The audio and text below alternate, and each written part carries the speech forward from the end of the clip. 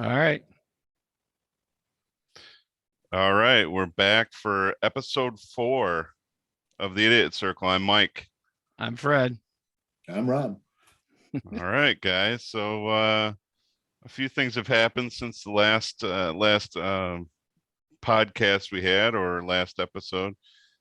Fred actually posted on Facebook asking for topics. So what we had talked about doing is just kind of going through and seeing if any of those topics tickled our fancy, and just kind of riff off of those and see what we got. So here we go. So the first one came from Michael Idziak. I hope I'm pronouncing his name right. Yes, from K-Pac, Michigan. All right. Wow. Does anybody know what KPEC stands for? Allegedly, it stands for So it's an something. acronym. Allegedly.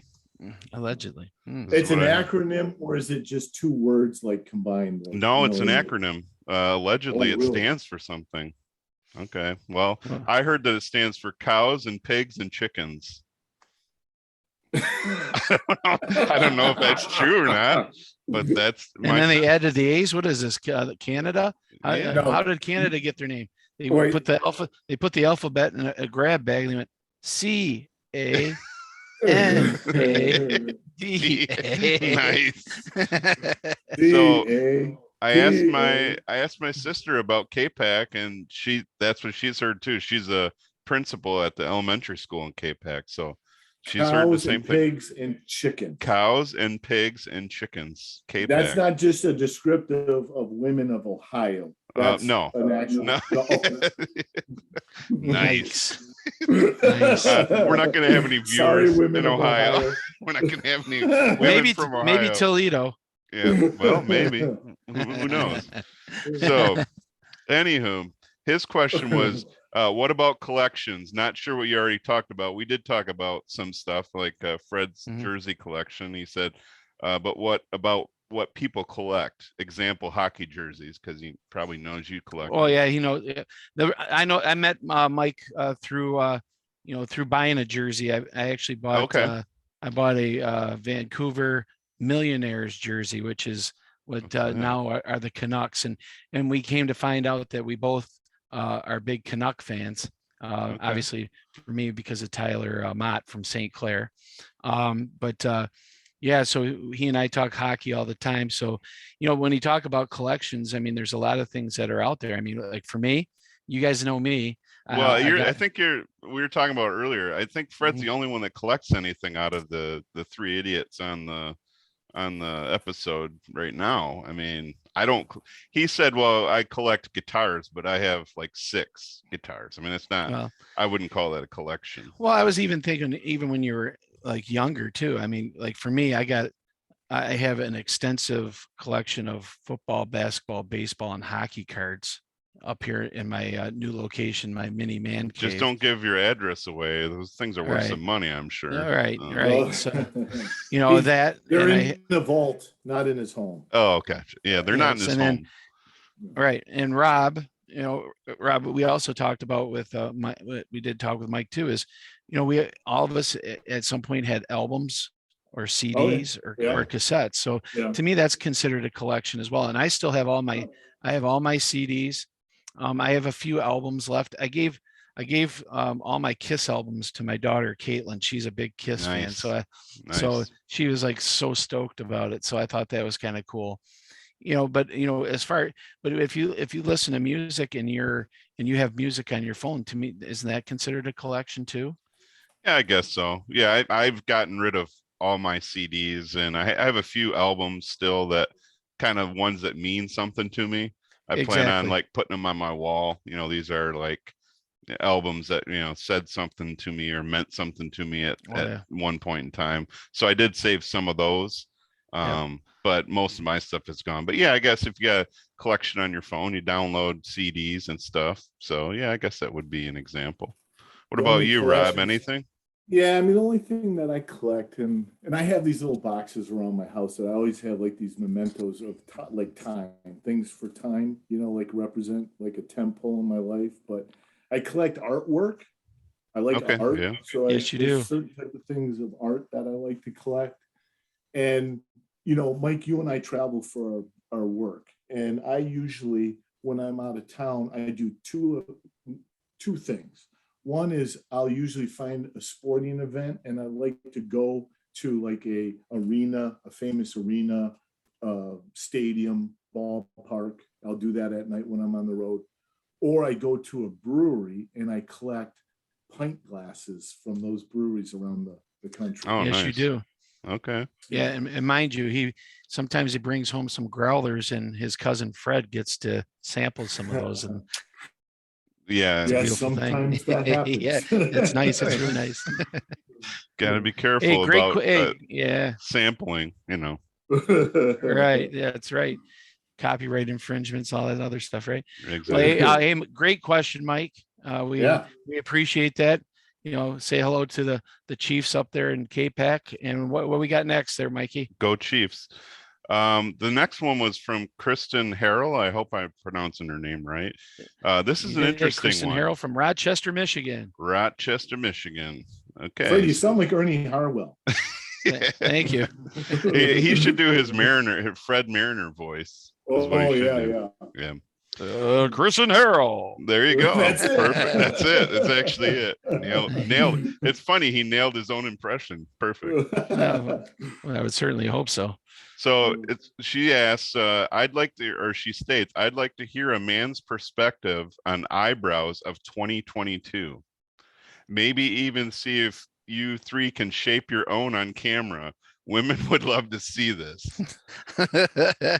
Oh, she is hilarious. So, let me just tell you, I'll give you my perspective on eyebrows.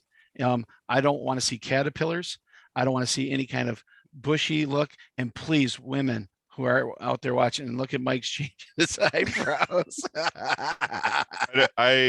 It's the best I can do. The best I can do is Mike actually has some really good eyebrows. I mean, they're really defined. I mean, you look at it, they pop out at it. Yeah. But women, please, if you're going to dye your hair blonde, don't dye your eyebrows. It doesn't look real. It actually looks awful. Just stick with the natural. You want blonde hair, that's fantastic. So I just think that's I've seen it in person, and I've worked with somebody that used to do that, and it was just not a good look. Now she's really saying to us though, not what we like on women, like what we think about us do. Like I will get the unibrow. So when I get my haircut, the stylist, sometimes I'd even have my eyebrows waxed. They probably don't look good. Yeah. Wow, look at you. Well, yeah. Well, I don't want you to end up looking like Eugene Levy or doing a tribute to Brezhnev. So. Do you get them threaded? That's what I really want to know. Do you get your eyebrows threaded? I know I don't, because I have no idea what the hell that means. Okay. I've heard the term threaded eyebrows, but I don't know. And as far as me having eyebrows, I have like a spot, and then it it disappears. Yeah. So I don't know but those two spots end up looking like the guy from Vegematic, and I have to get those things clipped down because they run free. So gotcha. So funny question, Christian. I like the question though, because I think we should probably have some kind of little thing where we try to next time. I'm not at home right now, but I'll do a little thing where I'll shave my unibrow in between next time. I do that too. I'll get the unibrow if I don't hit that either. So yeah. You don't want to look like the drummer from REM. And maybe we could have some listener or the one that just brought that question up, maybe vote on who one of the idiots that has the best eyebrows. Oh, there you go. Yeah. There you go. That's a good idea. There you go. I might vote you, Mike. You got some great eyebrows. Really? Yeah. Mine are that good. Huh? I already know that I'm finishing last because I can't even take both eyebrows and make one good one. So you guys are all. I'll finish third, no problem. Okay. So eyebrows. Thanks for the question, Kristen. Yeah, thanks a lot for that one. Nancy Fight has a few topics that she threw out that we could possibly talk about. So she said, I think people would like topics on life matters like jobs, children, grandkids, relationships, etc. Well, she didn't put etc. I'm putting etc. on the end, but yeah. So Any of those things you guys want to? And for you guys to about? know, yeah, Nancy Fight is also AKA Nelson, who we all know and love Oh from the yeah. class of Oh yeah, 1986. Nancy Yeah, Nelson. yep, She lives Okay. next to Kim yeah, Sonnenfeld. Okay. yes, Yeah. yeah. So Nice. so first one was what again, Mike? Uh, she said, I think people would like She's asking topics about like on maybe life we matters, can like expand and transcend. my Jobs. audio is cutting out. Is you guys cutting out or no? And well, you're kind of like we miss you a couple times there. Yeah. Oh yeah, I'm in a hotel. This internet sucks here, but anyway, topics where life matters, like jobs, children, grandkids, relationships. So, I mean, So why don't we do this? I'm the Well, only one of each the one of us, bunch that has a grandkid, right? right, As far as you right. know. So why don't we each tackle each? All right. Well, I yeah, was God, gonna right. say that as far as I know. Well, yeah. Well, trust me, I don't think that's happening anytime soon for me. So, but why don't we tackle one of these at a time, like individually? We'll just go Sounds right good. through them real quick. Okay. Sounds good. So I'll tackle the jobs. For someone who like me who worked for Baker College for 12 and a half years and then they closed. It took me a long time to find work, and I know there's a lot of people out there that they're saying there's a lot of jobs out there. There are, but they're not paying the money to be able to survive. Like I've had some job offers, and you're making 14, 15, 16 bucks an hour, and it's just like, that's like you can go to the movies by yourself. The thing is a lot of these companies now, they bring all these people in, but the problem is they're not going to get paid what they're worth. For me, that's tough, especially being 53 years old and trying to find something pretty good. I'm not saying that I'm complaining about what I have right now. But I mean, because if it wasn't for them, I wouldn't be in a house. I'd still be in an apartment. So I'm not going to complain about that. But as far as jobs are concerned, I know there's a lot out there, but I don't think, they're not getting paid the amount of money some of these people were, especially we grew up in a time where all three of us were told, if you go to college and you get a college degree, you're going to be taken care of. And it's completely a false statement. And you're seeing people going into the trades, which they should have never let that go. High schools should not, high schools, tech centers, all that stuff. There still should be wood shop. There still should be classes like that, so because it'll bring some extra interest in, maybe doing some of those skills, building houses and being an electrician and being a lineman. Um, Very good money doing all those things. And maybe that would have been a better move for me, but I had higher expectations of myself, as dreams of playing, professional baseball, and I had an opportunity to play at the University of Detroit, and in the meantime, getting a college degree, and we got the degree, and I'm thinking, all right, here we go, and it's been an up and down roller coaster, but the thing is I've always been able to find work, but to find that one job that you feel like every time you go into work, you're stealing money. That's never really happened for me, but I'm blessed that I've been able to find work and stay local and not have to drive, an hour and a half, 2 hours in traffic every day going and coming back. So, that's how I feel about the jobs right now. There's a lot out there. I think a lot of people are sitting in, on unemployment that should be working some of these jobs too. But, that's a whole different topic to get into it at another time. Yeah. Well, Nancy, I love the topic because I want to show myself, and the three of us talked about this. We want to transcend just sports, right? The three of us kind of had, and all of us that it's probably going to listen to this, we all grew up the same way. Mike and I have talked about this before. We didn't, the difference between rich and poor where we grew up was a fine line. It seemed like a wide line when we were younger, but it really wasn't, because we were all pretty much middle class, either, high, low, middle class to upper middle class people. It was the 80s, the 90s. Things were pretty good with the economy. We lived in a little bubble of a community where we didn't lock our doors. There was no crime per se. Right. But in the topsy-turvy times in the world we live in, and we don't want to take the show political, so this would equal for whatever side you're on.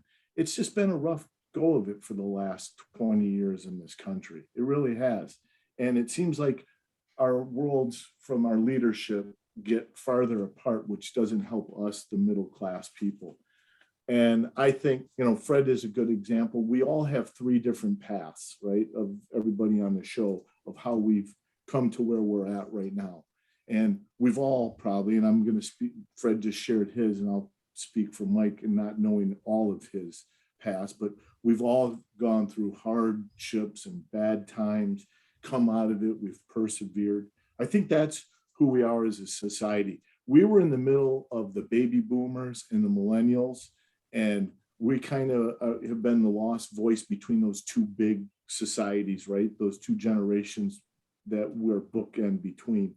And I think our voice now is people are looking to hear what we have to say more so than ever, because we know that the millennials do not have the same work ethic. They don't have the same drive. They're not filling the needs of jobs that they have been in the past. Now, that's not to say all of them. We've all met some millennials that are just great people, and they have that drive and the work ethic, but as it extrapolated out throughout the whole generation. But I think we've done a good job with what we've been given. I mean, we had big economies, lost economies, a recession that was almost as great as the Depression. We might be going into one again. We've had a pandemic that almost closed us down for 2 years. We had 9/11, and we're still standing here, all of us. And I think it says a lot about not just who we are as a people, but what our country has done for us. And I still feel proud to be an American. Yeah, I think, from my perspective, I own my own business. I'm a one-man show, so I help manufacturing companies all over the U.S. and really I've gone to other countries and helped them implement a software system. But what I'm finding is that it's hard for people to find workers right now. Every single one of my customers, every time I go to them, they talk about they're short staffed. I can see it. I'm actually down at a customer right now trying to help them get the system up and running because they just don't have enough people. So I'm helping them trying to herd the cats to get everybody together to get this system in place. So I'm seeing it a lot now. There's a lot of jobs out there. There's a lot of job openings. I honestly don't know why there's so many job openings, to be honest. I mean, I know for a while they had the extra payments for unemployment, and a lot of people were staying on unemployment, because of the pandemic and quite frankly for the extra money. But as far as I know, that's all gone. So I'll be interested to see what's going to happen here pretty shortly. That people got to get we got to get people back to work. I don't know where all the people are that should be filling these positions, but the job market is pretty good right now. I think you can find a job if you really want one. So sure, it's crazy because even when I was on unemployment, I didn't want unemployment. I wanted to work, and it was frustrating to find something that in a professional level. And I still haven't found something at that level that I'm accustomed to. But the thing is I'm not going to sit at home and have the government hand over money to me or find loopholes to ways of getting free money. I don't want that. I might be considered lazy at times. I mean, at least I get called that sometimes. But the thing is, I'm not lazy enough to sit at home and watch reruns and eat bonbons, sitting and living off everybody who's putting money into the government and just getting a free handout. I don't want that. I want to be viable. And that's the one thing that's weird, because Rob, you're right about the millennials. a lot of them, they want to sit at home, and their whole goal was to, hey, I want to make $1 million, but I don't want to work. You got people that can't even read a clock. Yeah. Half of them there's two things that happened to the millennials. First of all, they told everybody must go to college. That's not true. That's true. For us, we all went to college. We're all the three of us have a college degree. I think we did it in different ways. I went into the workforce and started off in college, then finished my degree when I was in my 40s. And Fred went to college right out of high school.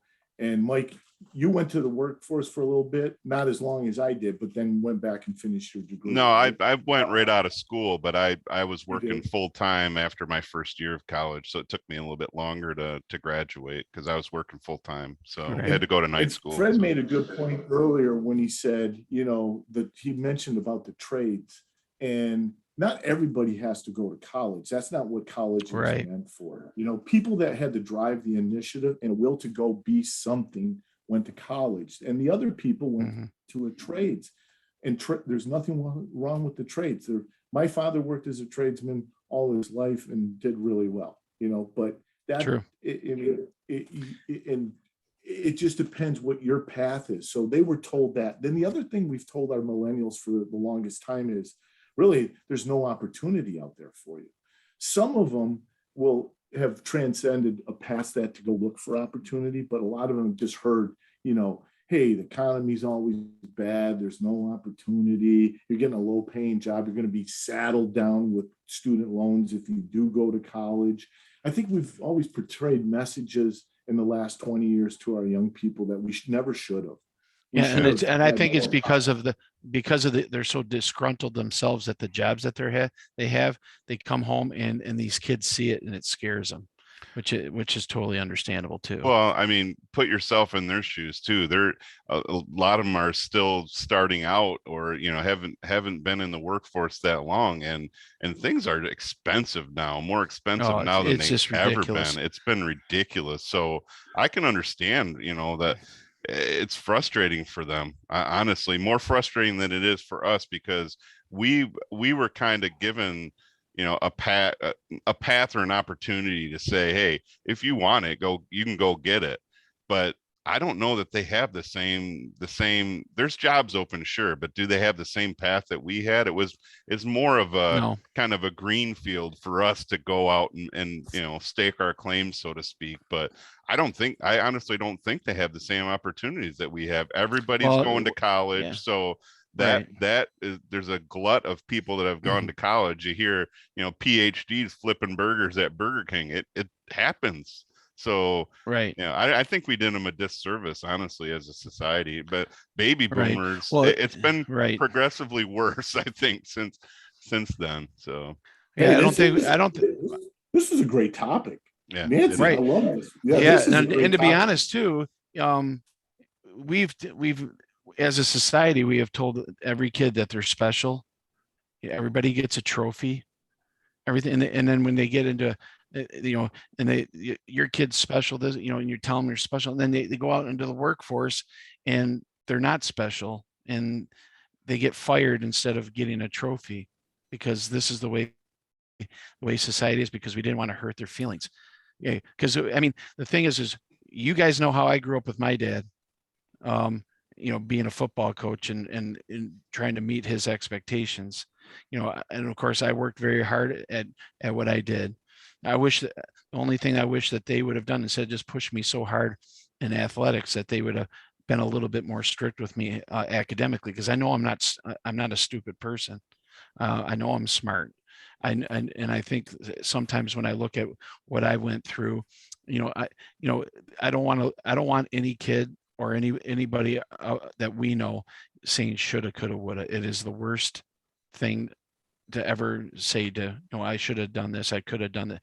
No, just you got to look straight ahead, forget the rear view mirror, and kind of move forward. These kids today have some great opportunities, be it in the trades or finding a career to get into.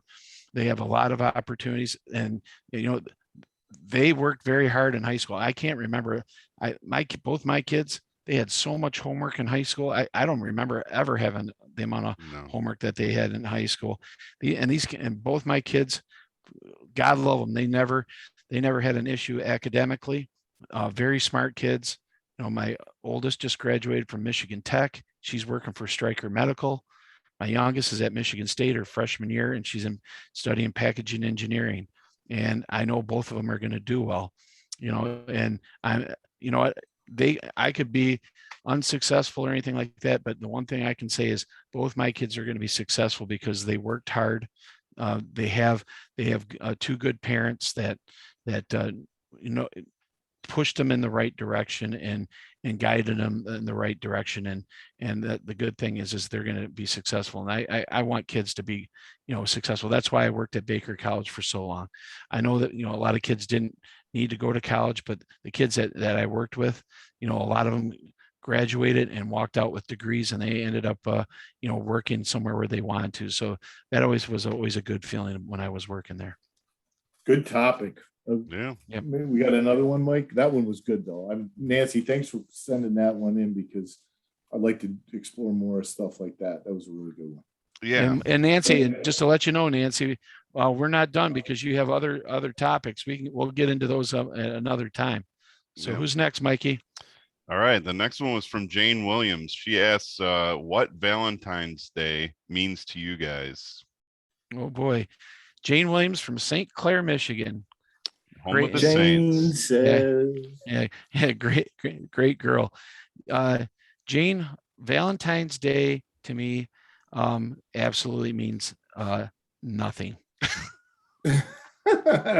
It's a Hallmark. Hallmark's not going to Hallmark be a sponsor, Mike. I can tell that. Oh, right now. damn I'm it. gonna get It's a Hallmark. Hallmark holiday. The ones that I hold dear to my heart the most are like anniversaries and Mother's Day. And I think those beat Valentine's Day.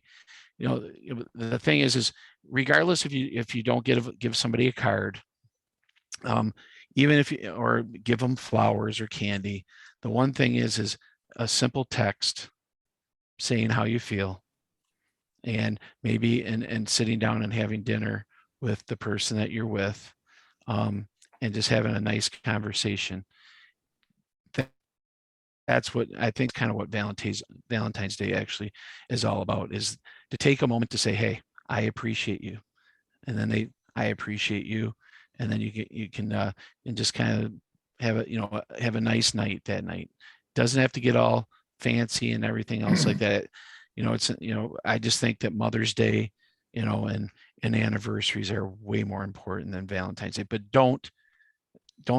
this does not mean that you don't acknowledge it. If you say, oh, if you get this, you go, well, you don't have to buy anything or anything like that. It's a trap. It's a trap. It's a trap. What do you say? Well, ironically, it's my daughter's favorite. They all three of them told me it's their favorite holiday because every year I've gotten them all something for Valentine's Day. So they look forward to it. And actually my middle daughter, Delaney, it's like it's her thing. If I did nothing for her the whole year, as long as I get her something on Valentine's Day, she's happy as a clam. So like my wife and I don't really do anything. We don't really celebrate it that much, other than I always get my daughter something. Of course I get my wife something as well, but I usually get them candy and stuff and they love it. It's I don't know, it's crazy. I never thought that they really felt very strongly about it, but they all said, right. Oh no, I mean, this is they specifically said, oh, we look forward to this day every year, Dad. So it's pretty cool. Right. So Well, you guys go have ahead. Significant others or a wife, and you have daughters. So I think it's probably a little special to you. We were raised Catholic, so I always think that we've gone away from the saint days. What their real meaning was, or how we should celebrate them. Love for St. Patrick, or for St. Patrick's Day, St. Valentine's Day, and Christmas. It's kind of got a little too commercialized, but for me, and the only single person on the idiot circle, when I'm with someone, I like Valentine's Day, because it's a time you can just, focus on that one person. Your lives are busy. You do all kinds of stuff. You run from here to there. Sometimes you don't send those little notes and those little gifts like you do, Mike, with your daughters, which means so much. But if you get away from that all year round, at least you have that one day to like focus in and tell the other person how much they mean to each other, which I think is that's a good thing to do. We should do it more with someone we love, right? Every once in a while. I know that Valentine's Day is on the 14th of February. I've never forgotten that. So, and I know that, I do have 2 daughters, and I did message them. They're far away, so it's not like I can, give them candy or anything like that. But the one thing is they were acknowledged, and they knew that their dad was thinking about them at that moment. And anybody else, my sister, and other people, that I messaged Happy Valentine's Day to, people that, that are near and dear to your heart, and that means a lot to you. So, the good thing is, I got a message back from my oldest, and she was like, she was happy that I even messaged, and she's, like, aw, and, thanks, Dad. I really appreciate it. I love you too. And stuff like that. That warm, it's a day where we can recognize all the people that we don't see all the time, where we can message or send a card or whatever, and say, hey, we're thinking about you right now. Is anybody out there? We love you guys. Arbor Day? Is anybody out there? Is Arbor Day their favorite? Because I just don't feel Arbor Day gets enough love. It doesn't. Oof. All right. Thanks, Jane. Thanks for the great question. And I'm going to apologize to people because I'm recording this on my computer, and I have the least stable internet connection at this hotel. So stuff might be cutting out. It's going to be a shit show, probably. But he blames me for the technology problems. I'm not sure. Hey, I don't run the hotel's internet here, so yeah. Well, why don't you, Mr. Big Shot Tech guy? Yeah, I might have to. I'm going to have a few words with them later. So. Me, the sales guy, you want me to sign that contract for you? Yeah, we can do that. We'll beat them up. Get 2 sales guys on the call with me here. So, all right. So Sean Steinmetz had a few really good topics. So we're gonna throw. I'm gonna read through them, and then we'll pick 1 or 2 out of the group, or maybe 1. We'll see how it goes. So Sean just gave us a nice list here. So March Madness. The Tigers retiring Sweet Lou's number, best and worst Super Bowl commercials, Pine Knob being back, okay, the high and low diving boards that obviously at the Edison in Marine City, and original Anitas versus the new Anitas. So hey, can I ask a favor, Mike? Yeah. You be the facilitator. Okay. And just ask the question. Okay. Mike and then start with Fred, me, then you. We'll give a quick answer about it, because I think all those questions are perfect. Yes, I totally agree. Okay, so it's got to be. Hey, Sean, awesome job, buddy. Keep sending messages like that. That's awesome. Okay, so what's the first one, Mike? First one. Well, March Madness. So thoughts on March Madness? Well, March Madness is the best time of the year. A lot of us don't get a chance to watch all of college basketball. You get to see a lot of Cinderella stories. The Chicago, the Illinois Chicagos and the Chicago Loyola and the George Masons of the world. Seeing if that 16 can beat a 1, which happened not too long ago. And of course, it gives you a chance to see how your conference comes out. Between the Big Ten and all the other ones. Obviously, Michigan's not going to be in there this year. State's going to be on the bubble here. They're really struggling right now. But, if they get in, they're always going to be one of those teams that are always going to be picked to at least go to the Sweet 16. So I just like the matchups in the day where you get a group of guys and you sit down and watch college basketball and you flip the channels and move all around and have a good old time. So it's a great time of the year. Madness is awesome because it starts the segue or the super slide of some great things to come in sports too. So I don't think there's a better tournament in sports than March Madness. I mean, because just what Fred said, you can have a small college with 1 or 2 3-point shooters and 1 defensive guy, and they can run the table and go all the way up. Nowhere else in sports can that happen. Right. The second thing is it starts like, right after that, we have the Kentucky Derby, the Preakness, and the Belmont, right? Those 3 races come after that. That's spring. It's alluding to a new season, a new year of summer. Baseball is really starting to heat up the end of spring training, get to know starting day lineups right at the end of the March going into April. You have, Wimbledon in April. You have the Masters. It's just like a great time for sports. And then right after that, it's almost August, which starts college football. And then right after that, pro football. So I love it. Great. Bingo. Bingo. Bingo. All right, we're going to go back to you with this first response to you, Rob. The Tigers retiring Sweet Lou's number. Right, not in the Hall of Fame, right? Should be in the Hall of Fame.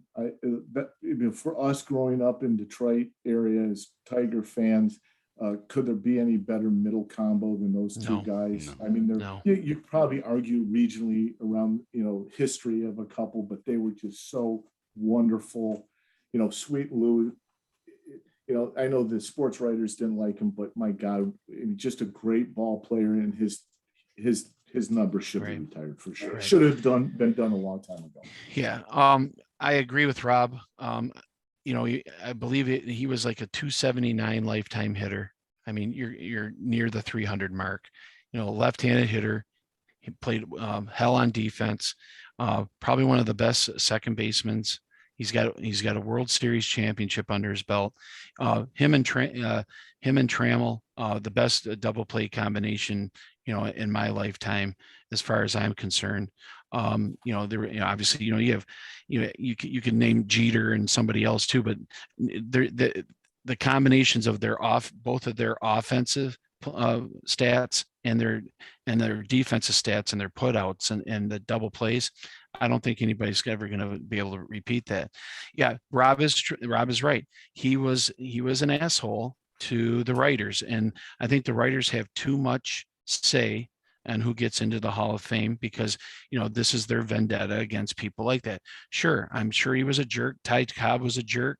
These other, there's a lot of other people that are jerks too. But the thing is his stats are clearly better than some of the people that are in there right now. So should he go to the Hall of Fame? Yes. His number being retired, that'll be up to the Ilitches. And I think if Alan Trammell and Jack Morris have anything to say about it, all 3 of those jerseys will be eventually up on that wall. All right, Fred, we're kicking this one back to you for the first response. Best and worst Super Bowl commercials. This is good because I didn't see any of them because I was traveling like an idiot, like a true idiot. Well, first of all, I mean, the younger kids thought it was the greatest thing, because they were talking about was the QR code bouncing around all over the screen. And we're all like, oh, what the hell is that? What the hell is that all about? There's that. And that, I was really disappointed. There was no new progressive commercials with the old guy. With our guy. Yeah. The best Super Bowl commercial, in my opinion, by far was the Austin Powers one. that aired with Dr. Evil. It was Dr. Evil, Fire Bar Mitzvah and Scott and Rob Lowe playing number 2. Nice. It was a great commercial. What was the worst one, Fred? Do you get a worst one? Like I said, the QR code. The QR code's the worst. Okay. He didn't like that bouncing around stuff. Yeah. Well, it's so busy. It's just busy. Well, the thing is the commercials he had his camera out trying to. Let's just put it this way: the commercials, I'd say the last 5 Super Bowls, or at least the last 3, have been except for the progressive ones. Oh, well, the progressive ones are awesome, but the one of the best ones too is the Dorito one where the guy said, "Hey, give me your Doritos," and he goes in the time machine, and the kid's kicking it, and he's eating the guy's Doritos, and the old man kicks him off of his lawn, and the guy comes out and goes, "Timmy, you're so old." It's to me, it's one of it's a classic commercial. Look it up one day if you get a chance. It's I think it's hilarious. All right, Rob, what was your favorite Super Bowl commercial? I agree with Fred because it was the only one I liked. All of them sucked. The only good one was the one with Dr. Evil. And nice. Fred and I and all the group at his Super Bowl party were talking about this. The Super Bowl party or the Super Bowl commercials made their heyday from like 1988 to 1999.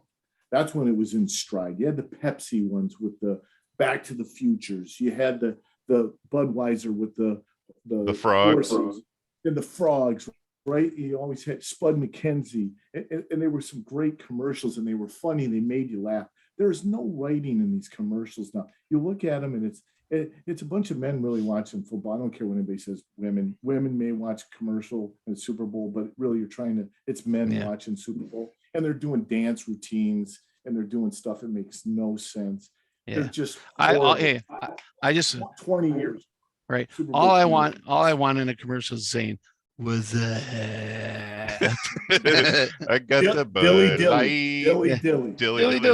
Yeah, good one. And how in the hell do they not come out with a new progressive commercial? The best I have no idea. Ever written. I was like, oh boy, there's got to be one. There's gonna be one, and I was like, you gotta be kidding me. Yeah, it's not. They're not even worth watching anymore. I'm glad I missed them all.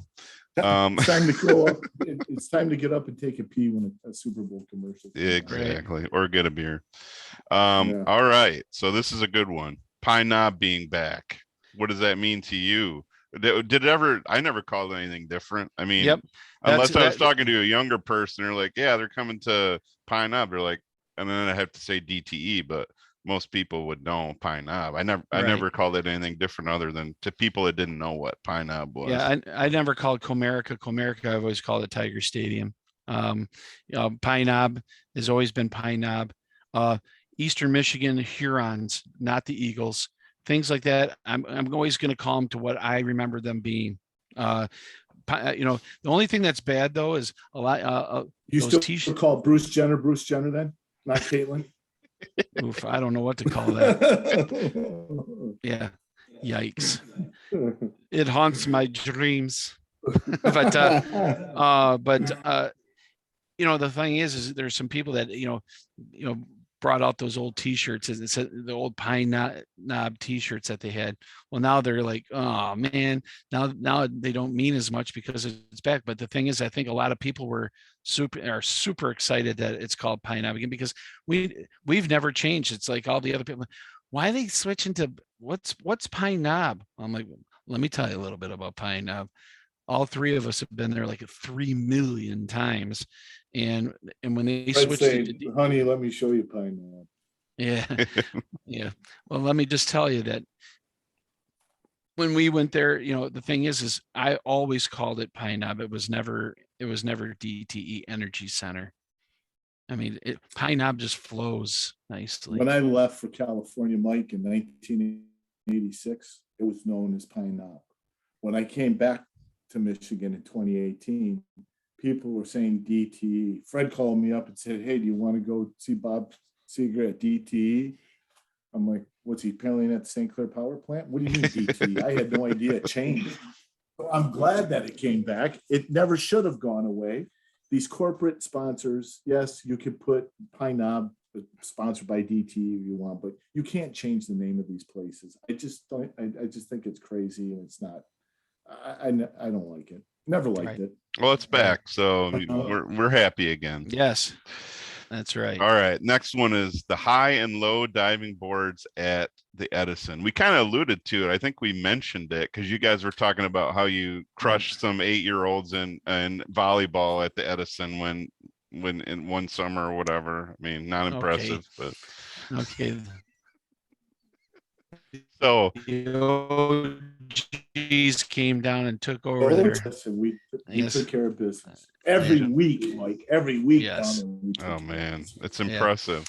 But, you ever wipe out at the diving boards? Ever wipe out at the diving boards, guy? Yeah.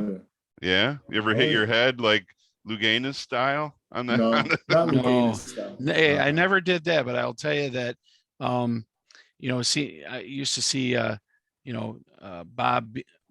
Bebo and his oldest brother. Couldn't remember what not Richard, but guy, he just passed away recently. But him and Steve Ittrich and a couple of those guys, they would mark and they'd fall on their butt and flip. They'd hit the end of the diving board and do the flip right in the water. Triple Lindy. Yeah, the triple Lindy. I've seen guys doing back flips and coming into it. Triple Lindy. Yeah, that's right. Guys doing back flips and coming into a jackknife. Is jackknife, what was that called? Instead of a cannonball, it was a can opener. You do a sleeper off of that top one, your back is going to be as red as a tomato, because that water is so cold and you hit just wrong. Yeah, that's not good. I love that place. Yeah. We all hung out there from the time we could ride our bikes downtown. That's when we start. Some we go off